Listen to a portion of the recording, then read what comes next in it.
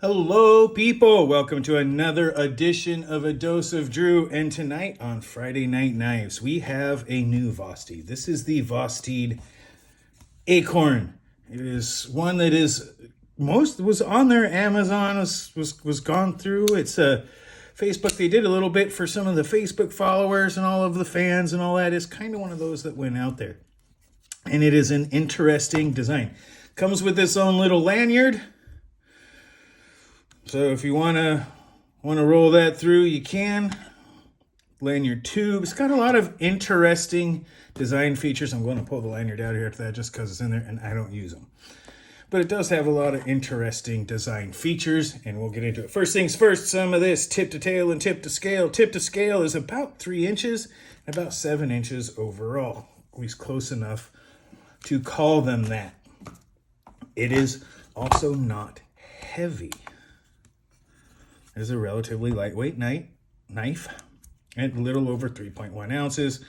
For those who care, in grams, 88.5 grams, a little bit more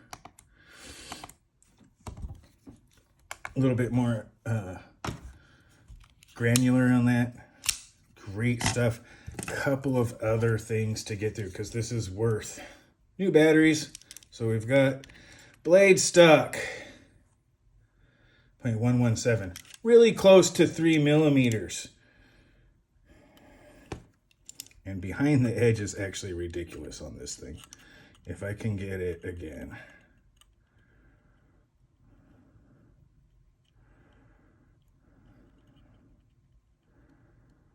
Right behind. Oh man, that comes off so easy.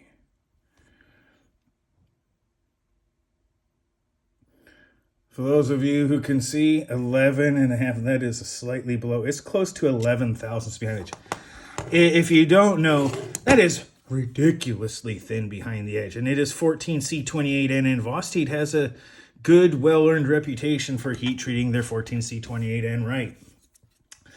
All right, couple of other things. Let's get the relative measurements out here. First things first, the standard Spyderco sandwich, the Paramilitary 2 in S45 VN, and the Para 3 lightweight in S45 VN. Where did you get the S45 VN? Well, I got it from a different knife and put it in my lightweight. That's how that happens. As you can see, much smaller than the Paramilitary 2. Very, very close to the Para 3 lightweight. Similar hand space. It doesn't have the beak, but with a little drop off there, you get a lot of the same hand space that the Para 3 lightweight has. Very similar blade cutting length. So really nice. It's something that is a pretty solid small EDC standard. That is a good thing. And it's just a blur. As you can see again, hand space easily matching or even outclassing the blur while not having as much edge. And of course, not just any leak, but random leak.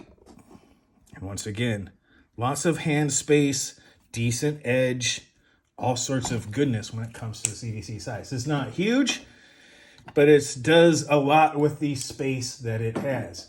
And some EDC giants here, some classics, the Benchmade Bug Out, as you can see.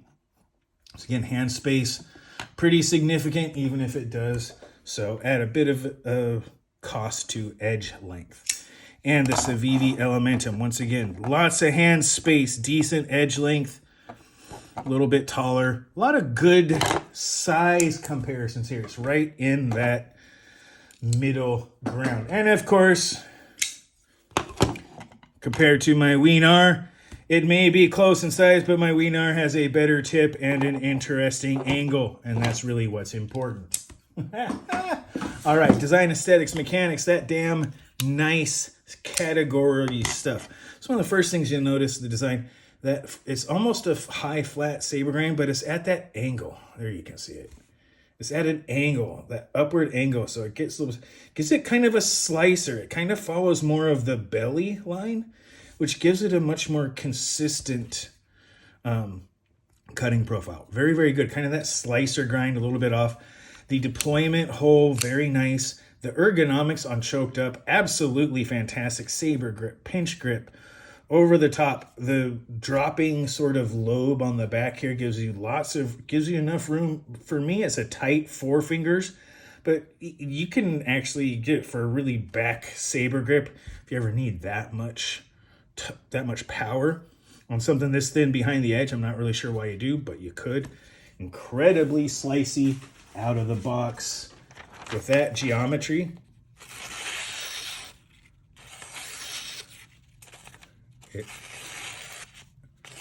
It basically does paper shaving right out of the box.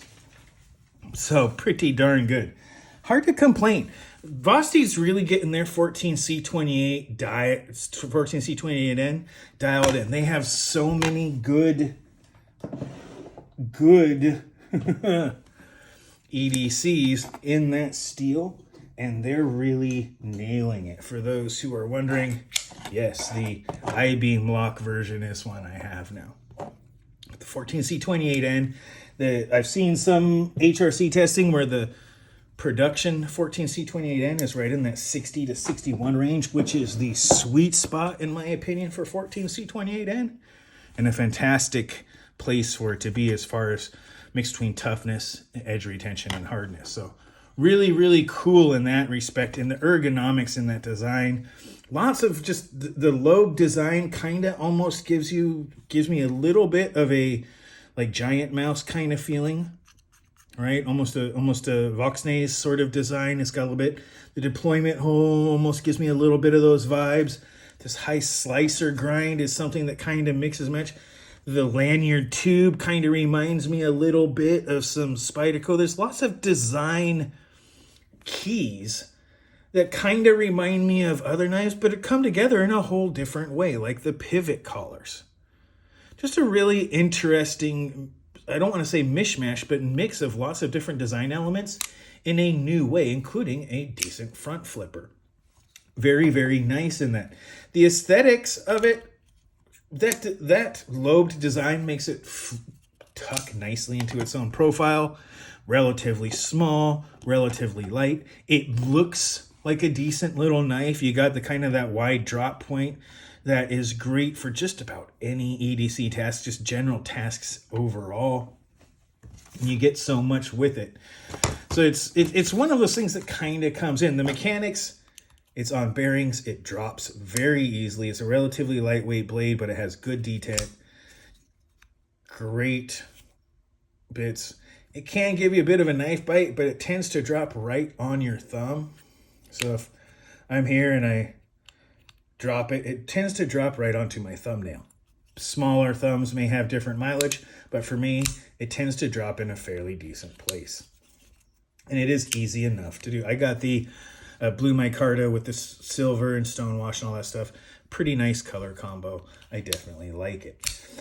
The noteworthy points on this thing was on sale for $39. I believe the normal cost is going to be something like $59. It's right in that $50 to $60 range. 14C28N, contoured scales, very well thought out. It's right in that price range that a lot of these Chinese companies are jumping in there now. That $40 to $60 range is becoming a massive battleground for the Chinese companies. And that's honestly good for a lot of us consumers. That means we can get really good, well put together, well thought out, designed and executed knives at an extraordinarily low price that American companies honestly just cannot compete with. We cost too much to pay as Americans, for whatever that is. As a noteworthy point and intended purpose, this is intended to be an inexpensive yet high-performing EDC. And I think that's its noteworthy points. Well heat-treated 14C28N, good classic lines with a nice arc over the back and some lobes as well as a choil. Just some really classic, useful design elements and aesthetic elements that are incorporated into this entire design, including a reversible clip that is inset with flush screws. That's noteworthy. It's got all sorts of wonderful design characteristics, including, while not a full flat grind, it's sort of a slicer grind with incredible thinness behind the edge. Tough steel to be able to take that thinness and utilize it. and a low price, which brings me into the next one, the cost of value, a low price to bring that cost to value ratio high. Now, the $39 was a special for some Vosteed people. If you're on their Facebook group, if you have all this other stuff for a Father's Day, there was a special to bring this knife down to $39. Again, normally like $59 or something. I think it was $54 or something like that. Still in the 50s, still an inexpensive knife. So at its normal retail, the cost of value on this is still really, really good, considering it's right up there with some of the other knives, right? The $59 to $79 range that they have now, where you're talking about 14C28N and some micarta with inset liners and decent lock action for inexpensive prices.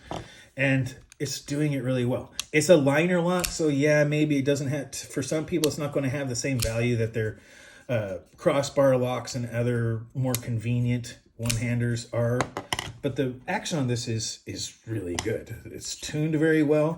It drops to a decent spot. Like I said, and you may get a bit of a knife bite if you're not careful.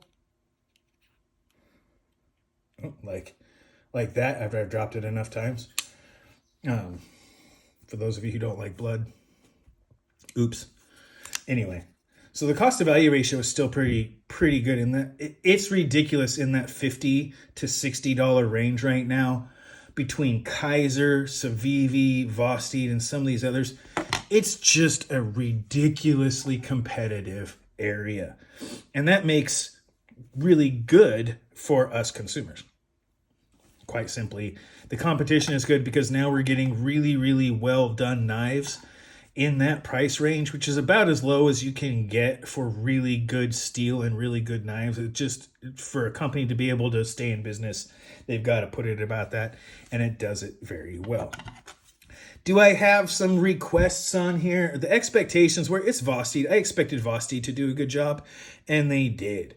It meets my and here's the thing, to say it meets my expectations of Vosteed is not an insult. At this point, I have high expectations from Vosteed. It is their game to lose right now. They are doing fantastic with some of these EDC beasts at a good price. And they did it again with this. It's very well done. It's a very well executed and well thought out design. I expect that from Vosteed now, and this does not disappoint. If I had a request, it would be the slightly larger version.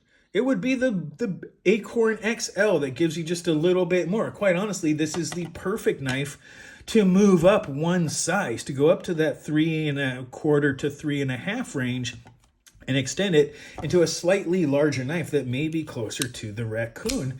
While it would compete with it, it is different enough, especially as a liner lock, and if you kept it as a liner lock, to give them a whole, just a kind of a standard EDC that you could keep in the lineup that just does a lot of things really, really well for a good price. Could you get an S35 yen or a slightly updated?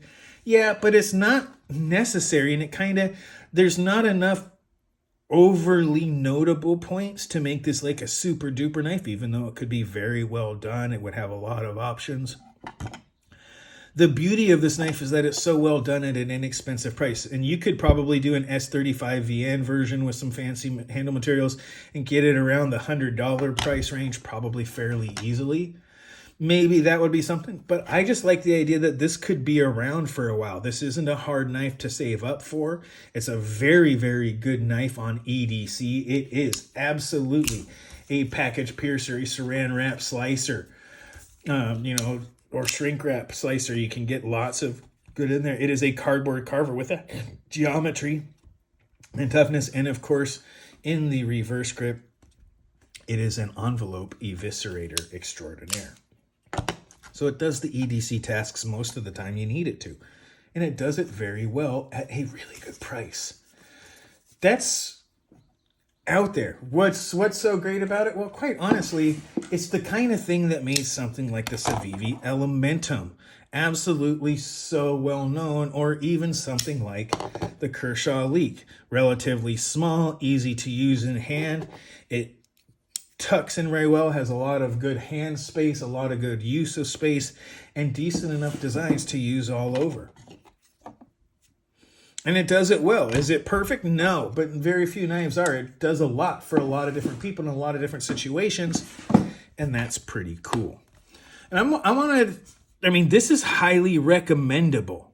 It's if you can find it, if you can, the June 6th, the special pricing ended, so the sale is gone, so I wouldn't worry too much about that.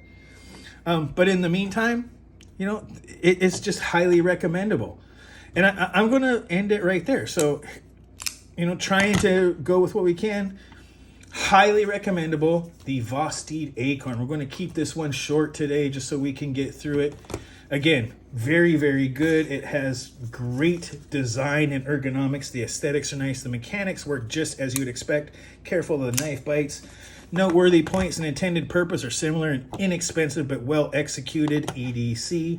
Cost of value is high, and expectations of Vosteed's normal great quality are warranted and fulfilled.